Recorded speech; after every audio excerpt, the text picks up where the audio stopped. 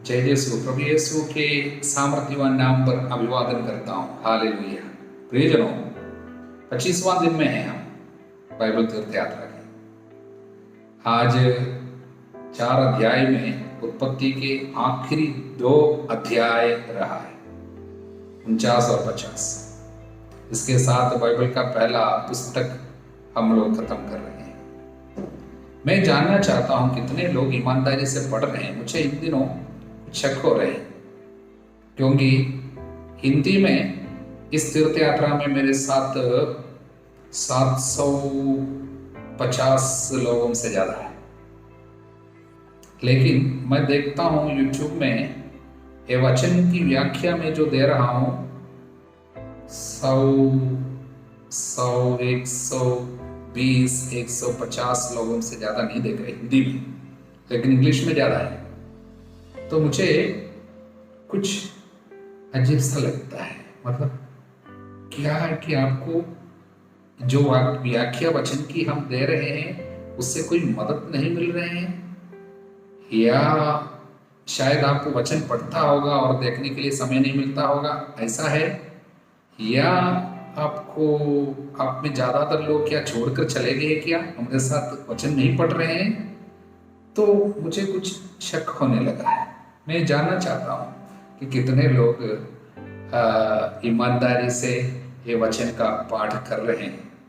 यदि आप कर रहे हैं ना, तो एक मैसेज हमको भेजिए ना, हमारा नाम उस पर दिखाई देगा, और मैसेज भेजिए कि हम है और हम वचन सुनना चाहते हैं, आप व्याख्या दीजिए। नहीं तो मैं कितना कष्ट उठा के, देखिए आज हम 120 दिन के बाद आज मेरे घर पहुंचा है मणिपुर में, हमारे सेवा के जगह में, और बहुत कष्ट तकलीफ के बीच में हम वचन की व्याख्या आपके लिए देने के लिए बैठते हैं। जब आप इसको इस्तेमाल नहीं, मतलब आप इसकी फायदा नहीं उठाता है, तो फिर क्यों देना है। इसलिए मैं जानना चाहता हूं, क्या आप वचन पढ़ते हैं या सुनना चाहते हैं, या आपको अच्छा लगता है, इसके लिए एक संदेश जरा भेजिए। तो मैं ये सोचता हूं कि उसके बाद ही आगे बढ़ेंगे। हालेलुया। कैसे भी हो, मैं आज उत्पत्ति ग्रंथ के समाप्ति पे पूरे उत्पत्ति ग्रंथ का एक संदेश आपके दिल में छपने के लिए दे देता हूं।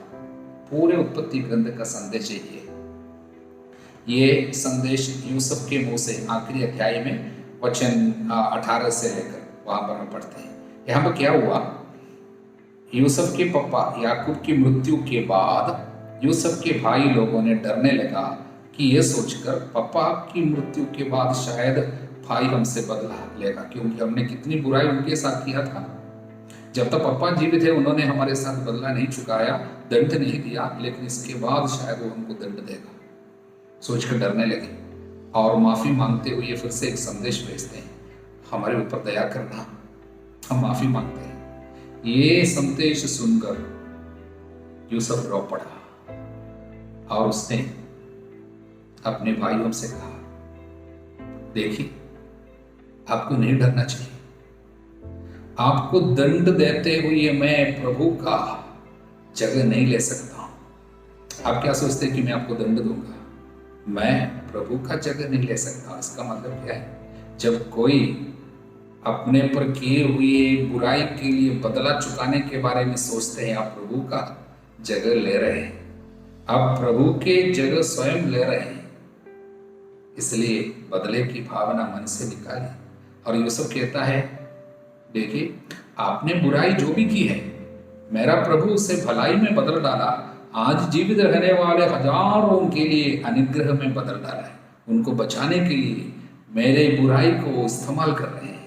आपने जो बुराई मेरे साथ किया उसको दूसरों को बचाने के लिए प्रभु इस्तेमाल कर रहे हैं। संदेश यही है, यदि आप अपने ऊपर दूसरे लोगों से जो भी तकलीफ आपको स्वीकार करना पड़ रहा है, उसको प्यार से स्वीकार कीजिए, विनम्रता से स्वीकार कीजिए, जानकर स्वीकार कीजिए कि प्रभु को आपका ध्यान है, प्रभु सब कुछ देखता है। आपके ऊपर की गई बुराई को भलाई में बदलने के लिए प्रभु समर्थ है, ये जानते हुए अगर बुराई को आप झेलेंगे, स्वीकार करेंगे, तो उस बुराई से प्रभु भलाई उत्पन्न करेगा। वो ऐसी भलाई होगी जिसके द्वारा अनेक लोग बच जाएंगे, अनेक लोगों के जीवन में बदलाव आएंगे, अनेक लोगों के परिवार को बचाने के लिए प्रभु आपको इस्तेमाल करेगा। ये संदेश आज स्वीकार कीजिए, दिल में रख लीजिए। यूसुफ हमको ये शिक्षा, यूसुफ के द्वारा प्रभु हमको ये शिक्षा देता है। प्रियजनों, अय्यूब के अध्याय 25 में एक छोटे से अध्याय हम देखते हैं जिसपे प्रभु की शक्ति और सामर्थ्य के बारे में और उनके सामने हमें कितनी विनम्र बनना है, उनकी दया की हमें भीख मांगनी है, उसकी शिक्षा हमको मिलते हैं। और मत्ती के सुसमाचार के 25वां अध्याय में प्रभु के लिए तैयार रहने की बात और किस तरह ईश्वर के राज्य के लिए हमें कार्य करना है। इन नन्हों में किसी के लिए जो कुछ तुमने किया वो मेरे लिए किया। हम किस तरह दूसरों पर तरस खाते हैं, दया करते हैं, और सब ईश्वर के राज्य में हमारे लिए प्रतिफल बन के आएगा। ये संदेश प्रभु देते हैं। इसलिए प्रियजनों, मैं प्रभु यीशु के नाम में आपको आशीर्वाद देते हुए ये प्रार्थना करता हूँ, सुसमाचार के कार्य में आपका उत्साह बढ़े। प्रभु के वचन को पढ़ने के ये उत्तरदायित्व प्रभु ने आपको सौंपा है, ईमानदारी से आप निभाए।